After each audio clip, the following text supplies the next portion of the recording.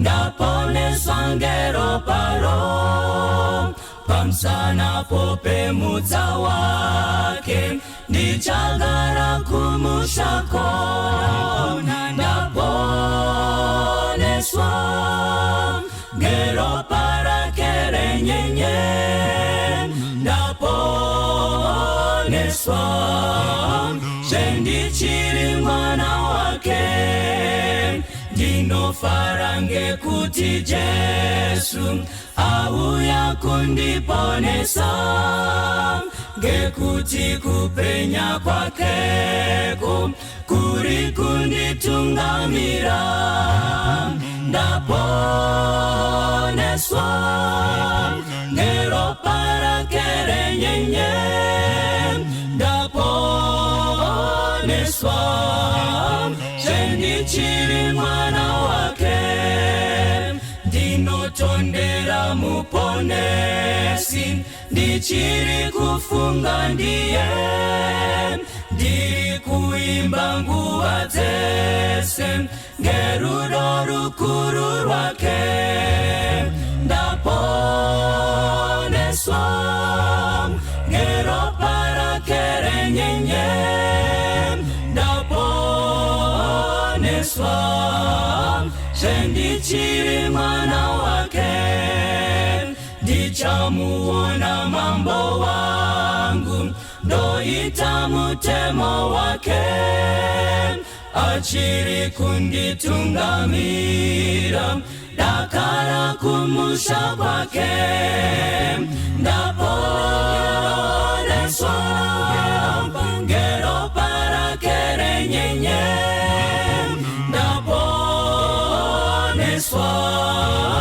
sendichiri mwana wake chiripo chiremba kudenga chinondimirira ini tichaenda ngekukasika kumusha wake wotenzi ndaponeswa ngeropa rake renyenye ndaponeswa sendichiri mwana wake ndaponeswa ngeropa rake renyenye ndaponeswa sendichiri mwana wake.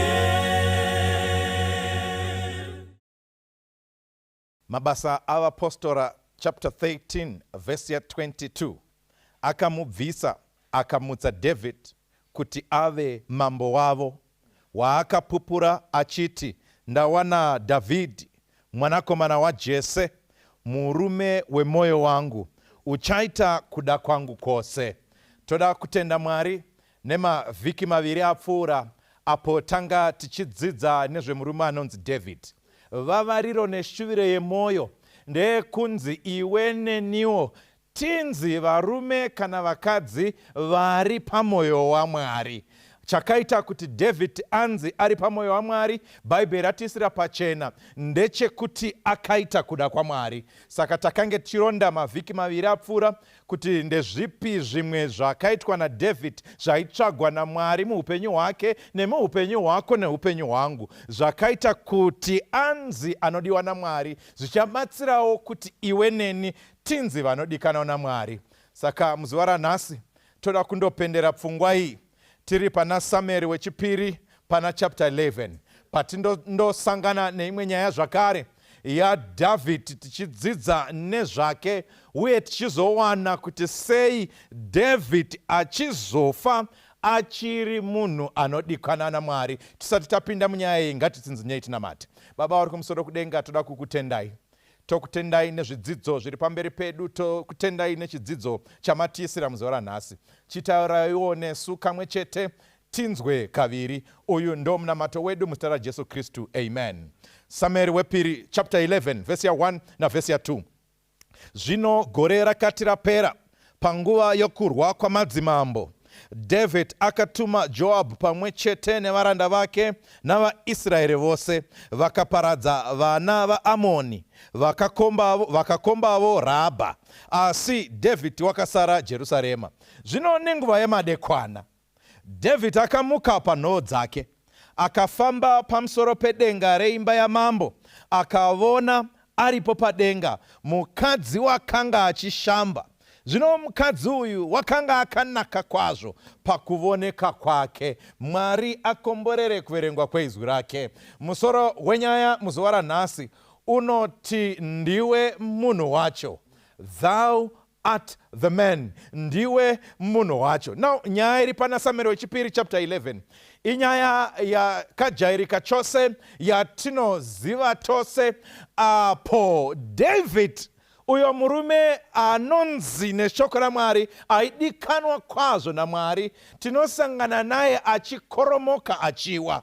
Now cherechedzai kuti pese patadzidza kubva kumashure uku tanga tichisangana naDavid achiri mufudzi wemakwai. Tiri kusangana naDavid asati ava mambo. Patava kusvika pachitsauko chino, David zvino agara paumambo hwaIsraeri. Sauro wachizobva, David ndiye amambo. Saka zviri kuitika pano, zviri kuitika David ava mambo asisiri mufudzi wamakwai. Saka Bhaibheri rabva ratisira pachena kuti pakange paita zvino hondo navaAmoni, paita hondo nevaAmoni, yakanga iri tsika yekuti paitowanikwa nguva yekuenda kuhondo. Nguva yekuenda kuhondo, madzimambo aitofanirwa kuenda nemakorokota ake uye nemauto ake kuenda kuhondo. Asi Bhaibheri rotisira pachena kuti panguva ino David ndokusarudza kuti asaenda kuhondo, ndokusara.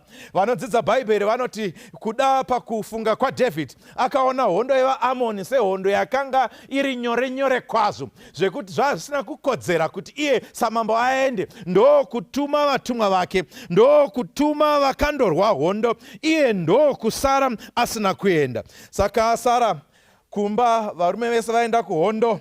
David anosangana nemuedzo. Noumwe musi anomuka achifamba, achiferefeta ari pamusoro pemba yake, agere paimba yake yekutonga, papalasi paimba yake yeumambo, achifamba famba aripo pamusoro. Meso ake dhuma dhuma nemukadzi wakanga achizvigezera hake. Bhaibheri chitsanangura rinoti mukadzi uyu anga akanaka kwazvo pakuonekwa kake. Saka David achiona nemeso ake chaifanira kunge chakaitwa nemunhu anonzi akanga ari pamwoyo paMwari, chachiri chekuti akaona obva afuratira. Asi chaakaita manje ndechekuti aona muedzo. David ndiye akatanga kutotevera muedzo. David ndiye akatanga kutova temptation to the tempter. Ndokutanga kuteverana nemuedzo wakanga wauya kwaari. Regai ningotaura nemi varume makanditeerera. Pamwe pacho meso edu anosangana nezvaasingafaniri kuona. Ipapo panenge pasati pava nechivi chinenge chaitwa. Chivi chinozotanga paunoramba wakadzokora nekutarisa zvawanga usiri kufanira kunge waona. David ndo zvaifanira kunge akaita musi uyu, asi David ndokuramba akatarisa, ndokuona, ndokuyevera, ndokuyevedzwa, ndokubva adzokera. Kanzi ko mukadzi uyu ndeupi uyu? Vachipindura varume zvikanzi haasiri yeBhathshebha here uyu? Ndiye mukadzi waUria. Shoko iri raifanira kunge rakakwenya pfungwa dzake kuti waona mudzimai wemunhu, waona mukadzi wemunhu, saka chisiyana nepfungwa yacho. Asi panosvika meseji iyoyo, David anobva atotumira varume kuti endai munomudedza auye kumba. Saka Bhathshebha anonodedzwa, anouya kumba. Achiuya kumba, vanoita zvavanoita. Chinondishamisa ndechekuti David panguva iyi atova nemadzimai ekuroora akutosvika 6 vatanhatu. Saka Bhathshebha chaari kutsvagirwa hachizi kuti David ibhachuraba, asi kungoti makaro ari pana David asingapedzwe kunyangwe nemadzimai akasvika panhamba yakawanda sei. Regai ningopfuura napo varume, tingoripo tichidzidza pana David. Mwana wake chaiye akavawanza madzimai, vakasvika 1000 asi havana kugutsa. Nyaya haisi pakuwanda kwavo kuti ugutsikane, iri pakutevera nekuteerera shoko raMwari. Saka David ndokubva andodedzerwa Bhathshebha. Bhathshebha ndokubva auya Bathsheba, ndokubva vaita zvavaita. Bathsheba ndokudzokera kumba. Achidzokera kumba mavhiki akati angoti fambe, shoko ndokubva rasvika richibva kuna Bathsheba richisvika kuna David zvikanzi, endai munondiudzirawo mambo kuti ndava napo. Mava napo pai? Pakange pabata. Pai pabata, ipapo panobata kana maita izvozvo. Saka David ndokuona kuti nyaya yake zvino yakuzondobuda pachena. Zvikanzi ndoita sei pano? Zvikanzi rega tidedze Uria adzoswe kubva kuhondo. Uria ndokudzoswa kubva kuhondo. Chaanga achidzorerwa chachiri chekuti akasvika akadzokera akanorarawo kumba, vawane mukana wokutandara nekutandavara aina wamai, semunhu anga apedza mazuva ari kuhondo. Asi zvinoitika, Uria anoramba kuenda kunovata kumba. Mambo vanotomudhakwisa, Uria anoramba kuenda kundovata kumba. Saka David anosvika pakutsvaga rimwe zano. Ari kuona kuti zvekuti anorara kumba zvaramba, zvekumudhakisa zvaramba. Ndokubva ati chatongosara ndechekuti munhu ngaurayiwe. Panonyorwa tsamba yanga ine death sentence yaUria, inopiwa Uria wacho kuti aende nayo kuti andoiswa panopisa pehondo, agosiwa achifa ipapo. Izvozvo zvinoitwa Joabhu anotambira tsamba, atambidzwa tsamba anoita sekureva kwaita mambo. Hondo inorwiwa, hondo ichirwiwa zvedi, Uria anosvika pakuurayiwa. Uria asvika pakuurayiwa, zvaazvitsvagwa namambo David, vanotora Bathsheba vomuunza kumba, vochitanga kugara vachiti vakugara happily ever after. But chinondishamisa vana vaMwari, parikukoromoka David, parikuwa David arikuwa ava mambo, asisiri mufudzi wemakwai. David is no longer the shepherd boy, but he is now the king of Israel. But chinondirwadza vana vaMwari ndechekuti David the shepherd boy is stronger than David the king. Chinondirwadza ndechekuti David mufudzi wemakwai ane simba kupfuura David mambo weIsraeri. David mufudzi wemakwai anogona kufudza makwai ake kupfuura kunogona kuchengetwa kungaitwa naDavid patrauzi nezipi yake. David zvakare anokwanisa kuuraya shumba nemapere, aripo asi haakwanisi kuuraya makaro ake. David is stronger in the valley than on the rooftop of his palace. David ane simba rekuuraya Goliath, asi haana simba rekukurira madzimai kunyanya Bathsheba panguva iyi. Sometimes, teerera munhu waMwari, Mwari anotisiya tichiri vafudzi vemakwai kunenge kuri kutichengetedza. Sometimes God will allow us to remain in the valley to keep us safe, kuti atidzivirire kubva kumiedzo yepanyika. Nekuti tikava madzimambo, tikakwiridzirwa, mukatanga kudhiraivha mota, mukatanga kugara mudzimba, mukaita mameneja kumabasa kwenyu uku, munoshaya chimiro chenyu. You lose your dignity, your integrity and your morals. Saka Mwari anoti urega tombomusiya ari mukomana wekumakwai. Let's leave him a shepherd boy. But mubvunzo wangu mukuru wandakaita ndewekuti sei David akurirwa naBathsheba iye akambokunda Goriati. Sei zvino David akukurirwa nemudzimai ari kuzvigezerwa, iye akambokunda mhare yekurwa inonzi Goriati. Saka ndakadzidza ndikaverenga ndikaona kuti David paakasangana naGoriati wakanga aine vimbo naMwari. Saka paanotaura naDavid naGoriati anenge achitaura nezvaJehovha achamurwira, naMwari wevaIsraeri, naJehovha wehondo. Anotaura katanhatu, 6 times when David faces Goliath, he mentions the name of the Lord God Almighty.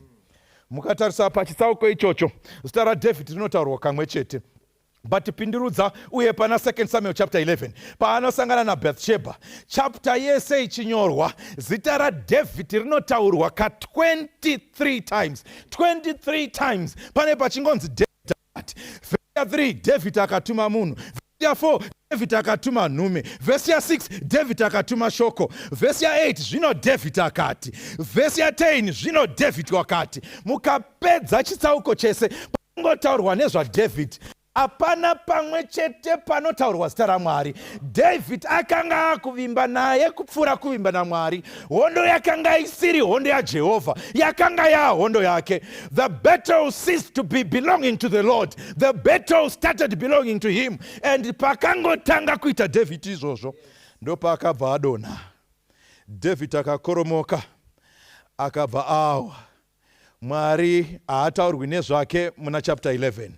Anozotaurwa pavhesi yekupedzisira pachinzi asi chinhu ichi chakanga chaitwa naDavid hachina kufadza Mwari. Saka zita raMwari rinotaurwa pachingoburitswa kusafara kwaMwari.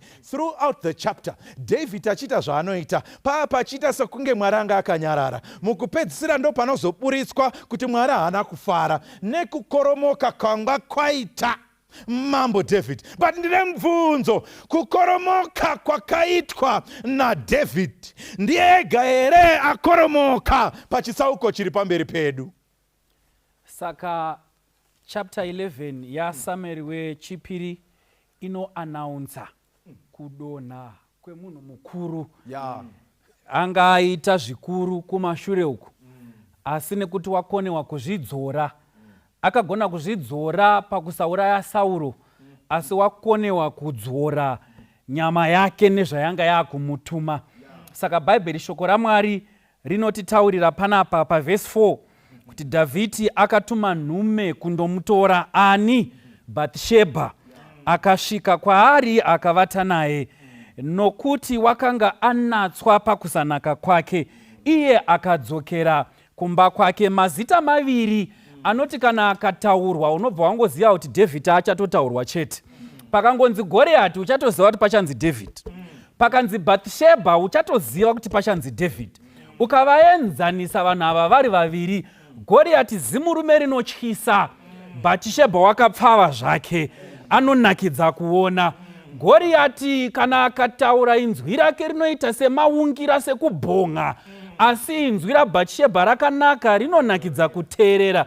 Kana achitsanangurwa Goriati murume wekushata kukuru, asi kana Bhathsheba achitsanangurwa mukadzi werunaku rwakanyanya. Saka ukadzidza pamusoro paGoriati uchanzwa kuti he was a violent man, but patinodzidza pamusoro paBhathsheba aiwa wakapfava hake, kupfava segwai. Asi iyeyu kupfava uyu, iyeyu weinzwi nhete uyu, iyeyu werunako uyu ndiye wakoromotsa mukuru, ndiye awisa mukuru. Asi ndinobvunza inu kuti maida kuti adii?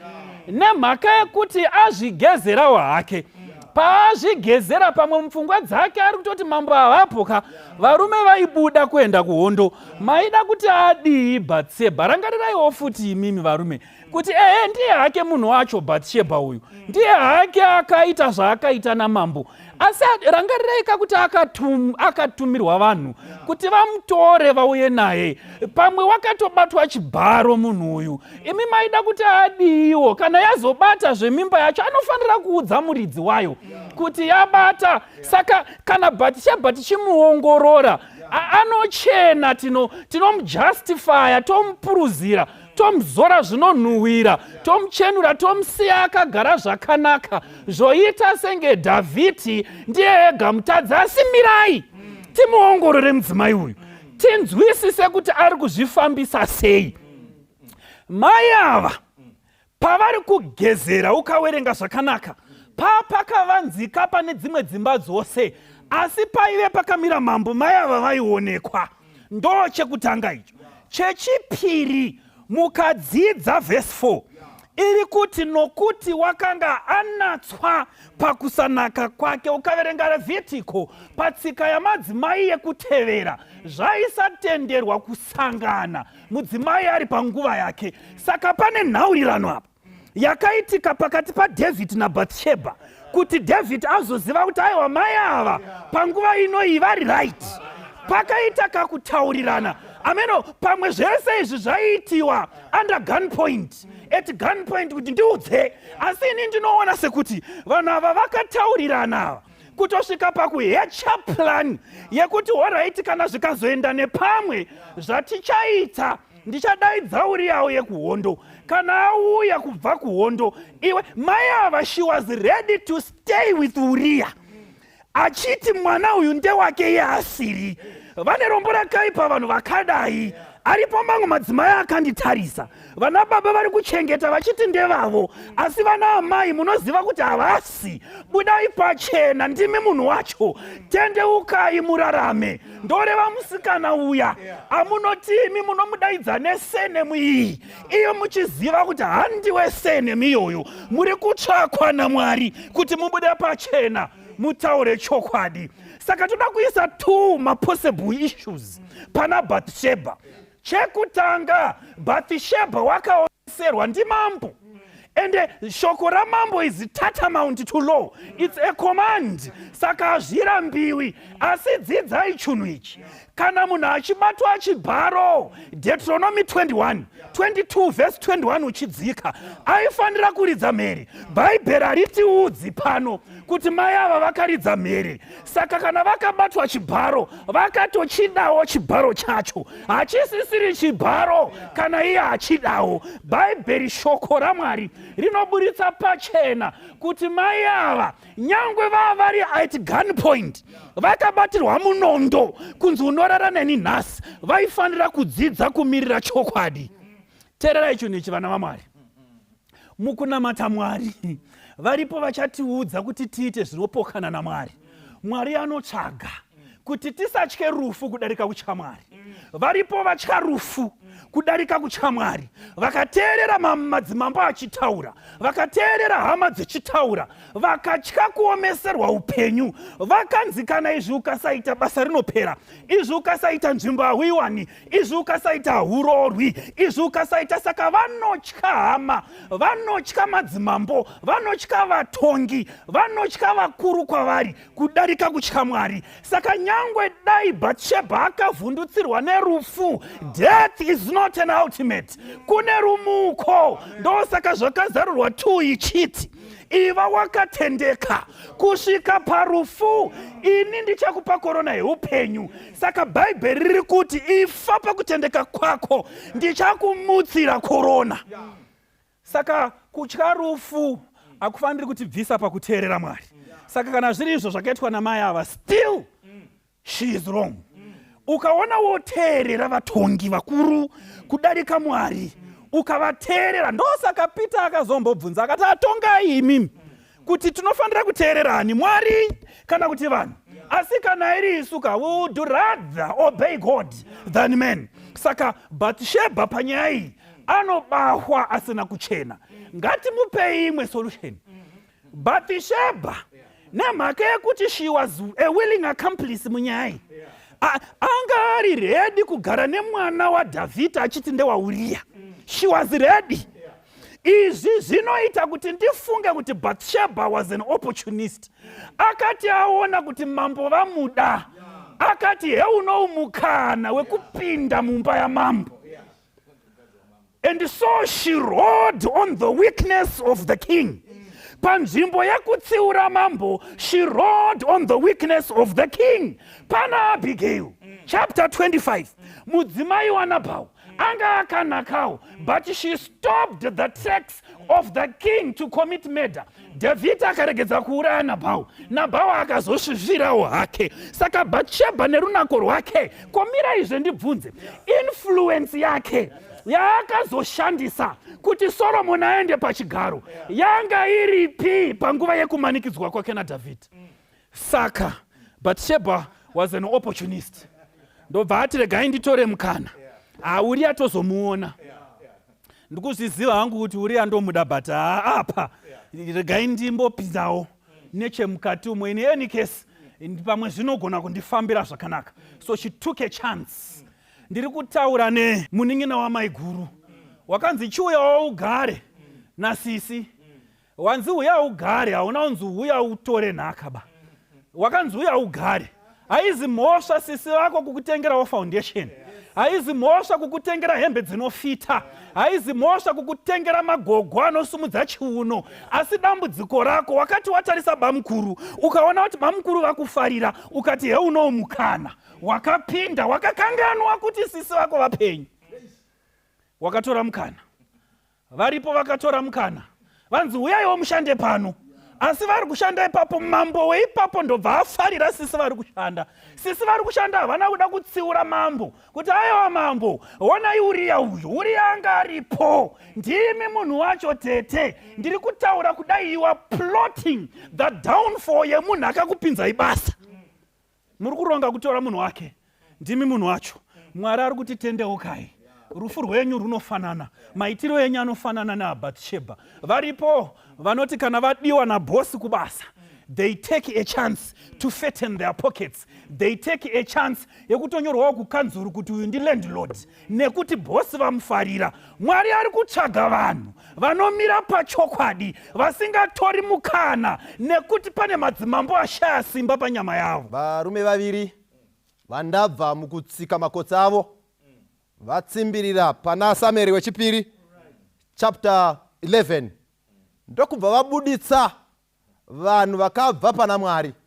Wekutanga wataona achibuditswa ndi David, tikaona chivi chake chichiramba chichiradanuka chichienda kwakadaro. Tikaona zvakare mudzimai Bathsheba achiita zvakare chivi chinoshamisa. Kana pane chinhu chandityisa pana David, kugona kuona mukadzi murima, kuti kune mukadzi ari kugeza. Kana chivi cheupombwe chagara mumunhu, hachinei nerima nedarkness, chinopenetrata ziso remunhu richitozuma richikwanisa kunza munhu pedyo. Pauro onyorawo tiko zvimwe zvivi zvose zvingaitwa kunze kwomuviri, but chivi cheupombwe chinoitwa mumunhu. Saka Mwari atibatsire vana baba, titize pachivi ichi. Mukutarisa munokwezvera mukuita. Koitawo mukadzi uyo andityisa pavhesi ya4, nekuti vhesi ya4 payaverengwa yati mambo wakamudaidza ndokubva arara naye, apedza wakadzokera kumba kwake. Hapana chinoshoresa kupfuura ichi. But kana paine pfungwa inondifadza panyaya iyi, ndiye murume anotaurwa nezvake anonzi Uriya. Varume vaita chitema, David waita chitema. Nyaya inouya ndava nepamuviri, ndopfira nyaya isina kumira zvakanaka. Saka panosvika shoko vanoti todii, plani zano todini, zvikanzi mukomana ngaadzoke kubva kuhondo. Regai ndikuudze vana vaMwari, dzimwe dzenguri patinopinda muzvitema tinoparira nevasipo. Ende chitema chine tsika yekuzvara chimwe chitema. Saka chitema chikarega kutendeukwa, vanhu touya pamberi paMwari tokonfesa zvitema zvedu, chinozyara chimwe chitema. Ndosaka John paainyora aiti kana tinge taita zvitema tine murevereri kuna Baba. Saka dzokai mutaure zvitema zvenyu. Iye wakatendeka, unotiregerera kutadza kwose. Saka zvaifana kuitwa naDavid ndezvekuenda pamberi paMwari oti Mwari ndatadza ndachiva, Mwari ise tsika yake oregerera. But David anoda kugadzirisa nyaya nezano rake, saka vanodzosa Uriya kuhondo. Kana paine chinhu chandinorespekta murume uyu, akanga ari pakati pehondo, but nekuti mambo vataura anodzoka nekuda kwamambo. Saka Uriya anodzoka. Paanodzoka vhesi 8, regai tiverenge. Zvino David akati kuna Uriya, burukira kumba kwako unoshambidza tsoka dzako. Uriya akabva paimba yamambo akatumirwa chipo chezvokudya namambo. Saka nyaya yakarukwa, nyaya yakarongwa. Mukomana adzoka, inda kumba unoshambidza tsoka. But mukomana haaende kumba. Dai vanga varume vanhasi vaiti ndapiwa mukana ndambodzoswa kuhondo, nguva yanga yareba, rega ndimbonotamba namai. But Uriya haadaro, haisi personal pleasure, ahead of duty. Anoti hazvigoni. pane basa riri kufanira kuitwa. Tiri pakati pehondo. Saka handigoni kudaro. Kana pane chinhu chinondityisa pana Uriya, ari kuramba kuenda kunorara kumba kwake nemudzimai wake. Riri shoko rataurwa namambo, asi Bhathishebha ari kubvuma kurara namambo, asi ri murume wake. Kana uda kuona kutendeka kwemurume anonzi Uriya, yese ikomandi yabva kuna mambo. Ende dei Uriya akaenda kunyangwe kuna Mwari chachisiri chitema, but anoramba. But Bhathishebha chitema asi anobvuma. Saka vakanga vaisirwa zvikafu zvekunzi monodya muchifara muri kumba, nemhaka yekuti murume mukuru ada kuvhara chitema chake. Saka ari kuti this time mombodyawo chinodyiwa namambo. Saka mambo anoshamisika, anodzwa navakomana zvikadza mukomana atarara naye pano, hapana kwaaenda. Mambo akati muri kuti kudii? Zvikanzi usiku hwose tati naye uchititsanangurira nyaya dzehondo. Mukuru aiti plani zano rangu rafamba. Ndokubva atoona kuti nyaya ichiri mbishi, haisati yato, hakuna kwayati yaenda. Ndodini unodaidza mukomana, ko sei usina kuenda? Zvikanzi handigoni kudaro, nekuti the ark of the Lord naIsraeri naJudha nevaservanzi enyu vari musango. Ndingaenda sei? Ndinofara. Iye Mwari wedu naIsraeri zviri pakati pehondo. Ndinoshamisika, munofara seiko mukati mehondo? Tiri pakati pehondo, but how come muri kufara? Mune nguva yekunogocha, mweya ichiparara. Mune nguva yekufara, muchiisa zvinhu zvinofadza nyama pamberi, but tikanga mabasa remweya iri kuparara pamberi pedu. Uriya anoti hazvigoni, Israeri iri kuparara iri muhondo, ini ndinofadza nyama dzangu. Tarama munguva yekuti Satani ari kuparadza vana vaMwari achiita zvaanoda, but vanhu vane nguva yekufara. Saka mambo anotiko hazvigoni, muchinda uyu ngatiitei plan. Saka anomudaidza kuti achirega kudzokera nhasi, wodzokera hako mangwana patimboonana nhasi. Ndokubva mambo aisa plani, mukomana ndobva adhakwiswa, mukomana ndobva adhakwa. Akati this time nemhaka yedoro rinenge richikondrola, mukomana ari kuzoenda kumba, but chidhakwa chakatenderera pamba pamambo chikati hakuna kumba kwandinoenda. Kunyangwe ndakadhakwa, a drunkard was more disciplined than a sober David, than a sober king. Saka ari kuprova kuti ndiri nani kudarika imi mambo imi. Saka hakuna kwaakaenda, aingotenderera ari pakadhakwa. Mambo ndobva aona kuti nyaya iyi yafa, nzira imwe chete yasara kuuraya. Ngaindikuudzei vana vaMwari, nyaya yechinhu chinonzi rudo, nyaya yekuti chinhu chinonzi upombwe, mukatamba nerudo runopedzisira hwasvika mukuuraya. Saka vanoti hapana nyaya, mukomana uyu regai timuuraye, but pfungwa yekumuuraya toda kumuuraya zviri smart. Zano racho ranga riri well calculated. Zvikanzi hainetsi nyaya iyi. Ndokubva mambo vanyora tsamba kuna Joabhi, vakati isa mukomana uyu panopisa. Saka tsamba inonyorwa, ndokubva yapuwa mukomana muruoko rwake. Haana kuziva kuti apuwa death warrant yekuenda nayo kubattlefield. Ndokubva aenda mukomana netsamba yakanyorwa. Iye akati hazvina ndava, kutendeka kwaUriya kuri kuonekwa nekutakura rufu rwake.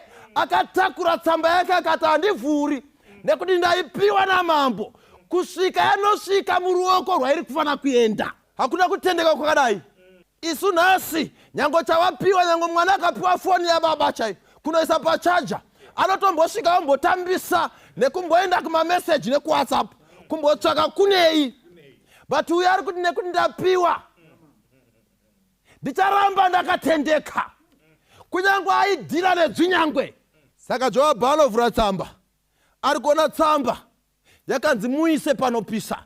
Ngaindikuudzei vana vaMwari, dzimwe dzenguru wakaipa anotiisa pachinopisa, but ngatirambei takatendeka. Uriya akati hazvina ndava, ndobva aiswa pachinopisa. Ndokubva masoja eIsraeri adzokera kumasure ndekumusiya ari pachinopisa. Iye ndobva aramba akatendeka. Mwari ngaavongwe naUria.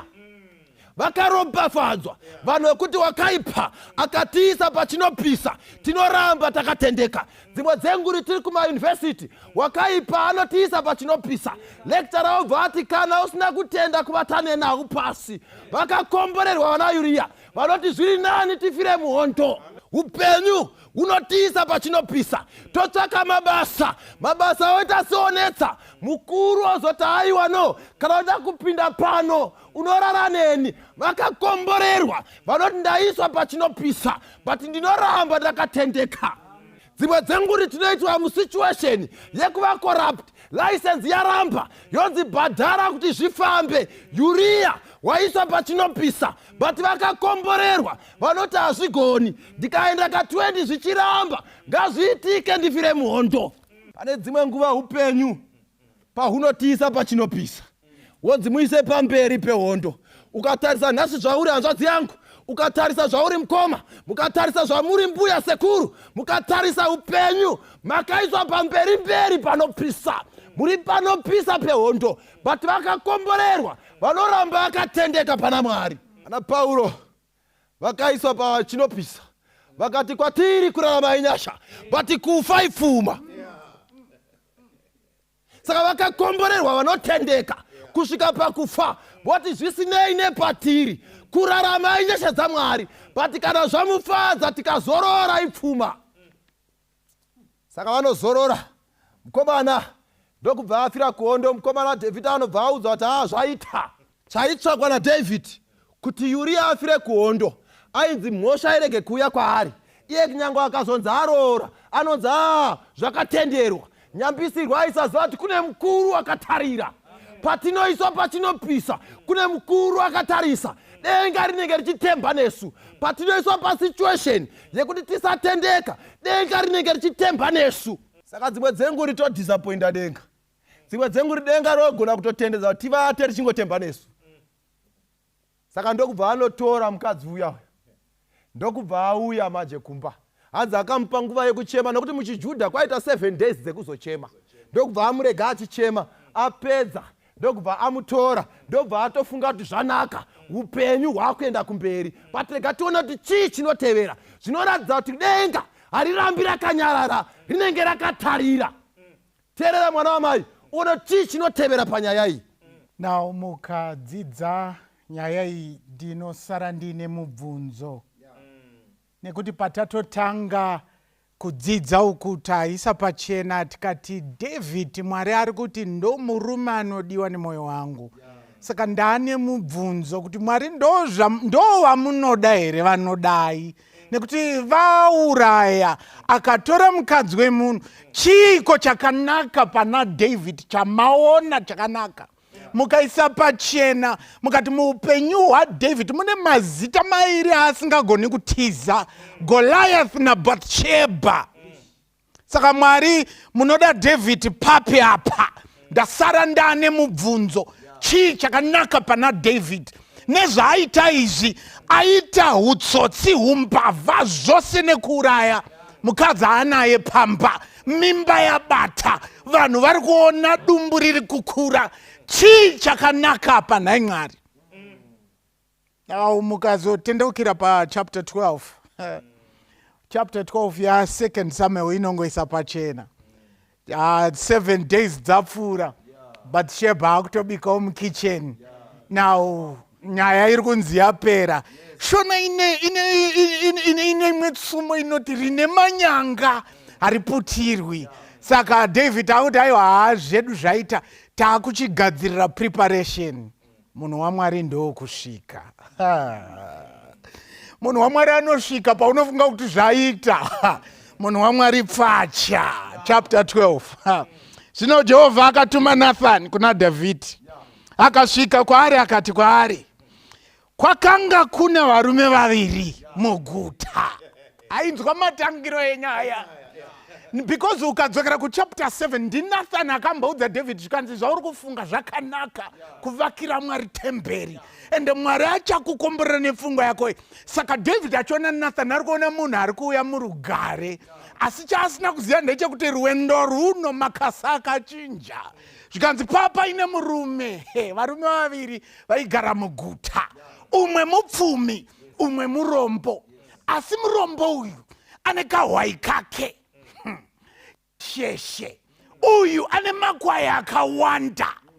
David akateerera zvikanzi ataura ako munhu waMwari, ndakakuteerera zvikanzi zvino uyu mupfumi akafunga kuita mutambo, afunga kuita mutambo, akati nyama yandoda inyama nhete iri fresh. Ndokuenda kune murombo uyo yanza akaitorara nako achikapuruzira ndokega ndokusvika ndokuti batai kako ndokatinodya.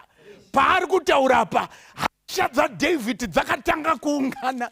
Zvikanzi munhu waMwari zviri kuitika munyika yandotonga here. Vhesi ya5.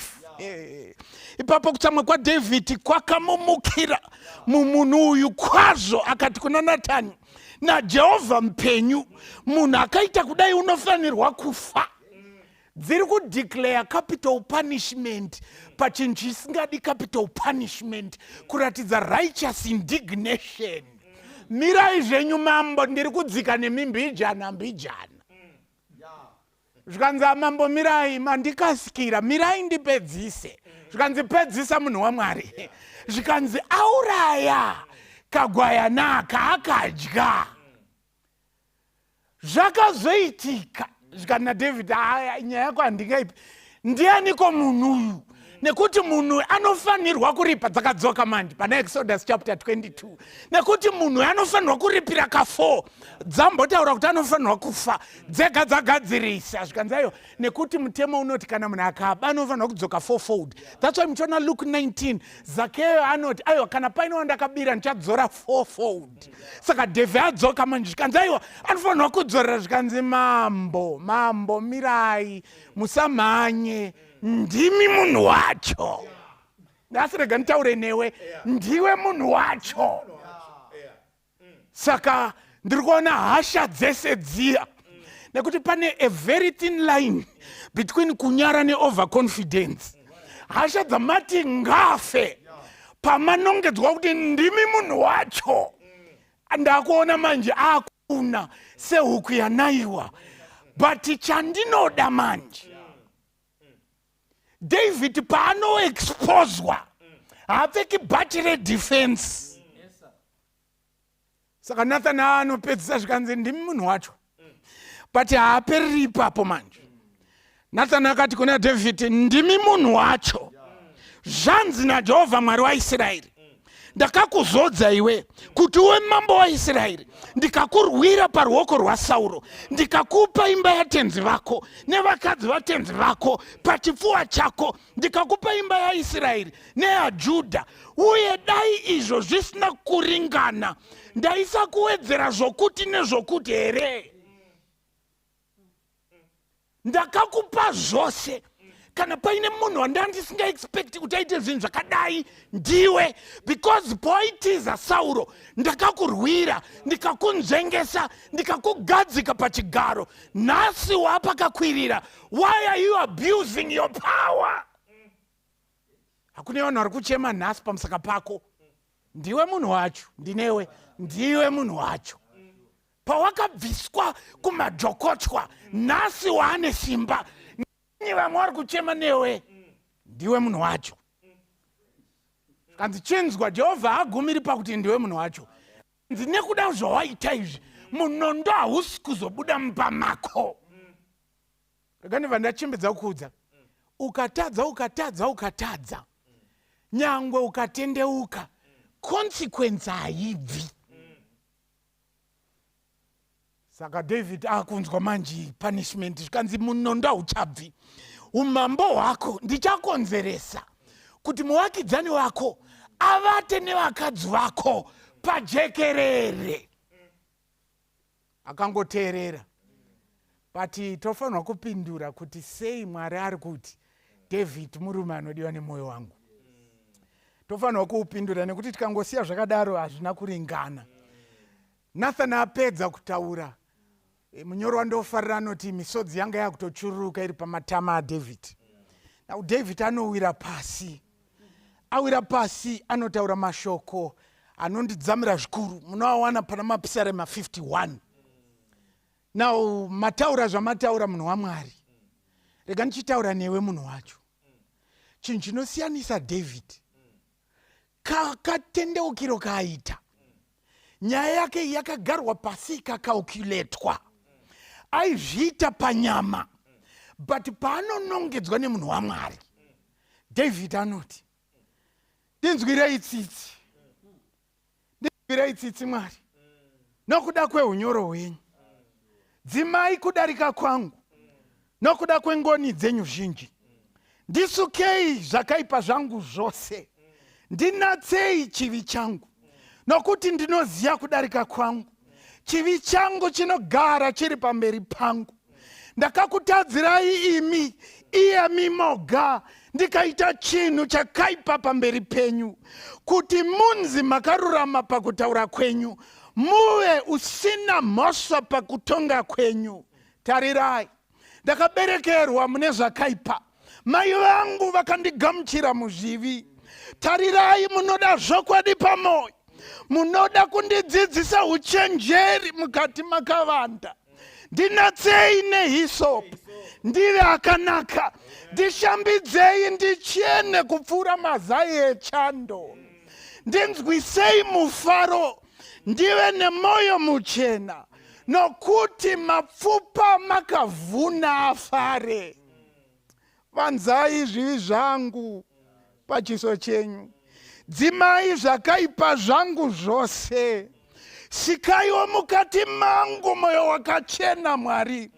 Vandudzai mukati mangu mweya wakarurama. Regai kundirasha pamberi penyu. Musabvise mweya wenyu mutsvene kwandiri. Dzoserai kwandiri mufaro wokuponesa kwenyu. Nditsigirei mweya wenyu unoda. Ipapo ndichadzidzisa vadariki nzira yenyu. Uye vatadzi vachatendeukira kwamuri. Ndirwirei pamhosva yeropa. Mwari, imi Mwari, muponesi wangu. Ipapo rurimi rwangu ruchaimbira kururama kwenyu kwazvo. Ishe, zarurai miromo yangu. Ipapo muromo wangu uchaparidza kurumbidzwa kwenyu. Nokuti imi hamufariri zvibayiro. Ndingadai ndaikupa izvo. Hamufadzwi nechipiriso chinopiswa. Zvibayiro zvaMwari. Mweya wakaputsika. Moyo wakaputsika. Nowakapwanyika. Imi Mwari hamungaushori. Itirai Zioni zvakanaka nokuda kwenyu. Vakai masvingo eJerusarema.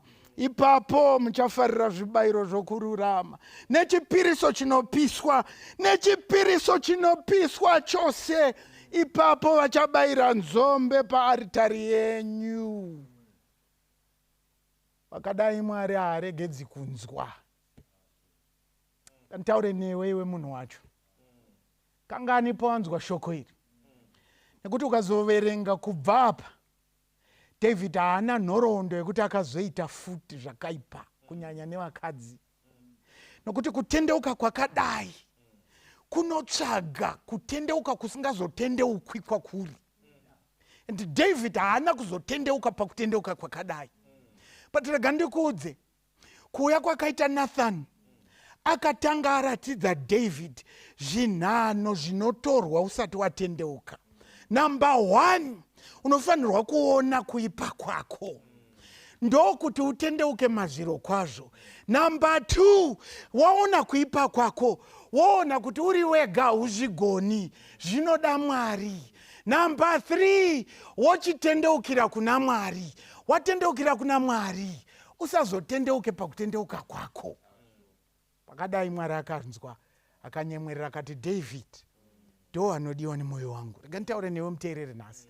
Kana nazvino, kana munamato waDavid uyu, nhasi Mwari anokunzwa, Mwari anoregerera. Hausati wauraya munhu, hausati wasvika palevhel raDavid. Asi ukauya ukachema, ukati sikaiwo moyo mutsva, Mwari anosika moyo mutsva mauri. only kana wabvuma. Chidiso chako here kuti uye kuna Mwari anoregerera. Chidiso chako here kuti Mwari asike moyo mutsva. Chidiso chako here chekuti Mwari akuregerere. Kana chiri chidiso chako kwauri ikoko, simudza moyo wako kuti Mwari neniwo ndinoda kusukwa. Tinamate. Namatei. Baba wedu vari kudenga muzita raJesu. Tinofara nekuti ropa renyu rinokwana kusuka zvivi zvedu, zvisinei kuti taitei. Chamunotsvaka moyo yakaputsika inotendeukira kwamuri nekurevesa. Takaita zvikuru, tinoita zvikuru. Zvimwe zvacho tinoedza kuzvivhara nekukushandirai. Tinoedza kuzvivhara nekuchengeta nherera neshirikadzi. Tinoedza kuzvivhara nekumiramira mumasangano namakereke. Asi Jesu akatsemura gore, nyangwe tichimhanya zvakadii, tisina kubvuma zvakaipa zvedu. Ndimi vaya vamuchazoti kwavari, ibvai kwandiri, endai kwamaiitira mabasa enyu, handina kutombokuzivai. Asi mukana ndiwoyu wamunoti panguva dzose, wekudzoka kwamuri. Vanotendeuka, imwe yose munamato ingaita seinononoka kupindurwa. Asi munamato wekusuduruka pazvivi newekucheneswa, idi Mwari hamuzenguriri. Tiri kunamata panguva idzo dzino, tichikumbira nyasha dzinobva kwamuri. Ropa renyu rinokwana, hatina kutengwa nezvinoora, sirivha kana ndarama, asi takatengwa neropa raJesu. Tinatsei Mwari, sukai zvivi zvedu, tisimuke tidaidze zita renyu. Heuno Dhavhidhi watidzidzisa kuti hakuna chivi chisingaregerereki kana tikauya kwamuri. Tibatsirei Mwari, mutiitirei zvakanaka. Dai mharidzo iyi kubva nhasi tichienda mberi ingatirangaridza kuti tinogona kurarama zvakanaka pamberi penyu sekurarama zvakanaka kwakaita Dhavhidhi. Maita henyu Mwari, mataura nesu nenzira yakakwirira. Tibatsirei kusazotendeuka pakutendeuka kwataita. Uyu ndo munamato wedu muzita raJesu. Amen. Kana ndiri mutadzi, Jesu akandifira, wakafa kuti ini ndichagara kudenga, sena wani pamuti, ndinopona na Jesu. Jesu runopinda pamsoro, runodzama senyanza, runogara narini, rudo rwakandiona, apo ndiri kusada. Kana ndiri mutadzi, ndiri kumuda Jesu. Kuda kwangu aziwa, zvene urombo wangu, neupenyu nemoyo. Jesu anochengeta, neupenyu nemoyo. Jesu anochengeta.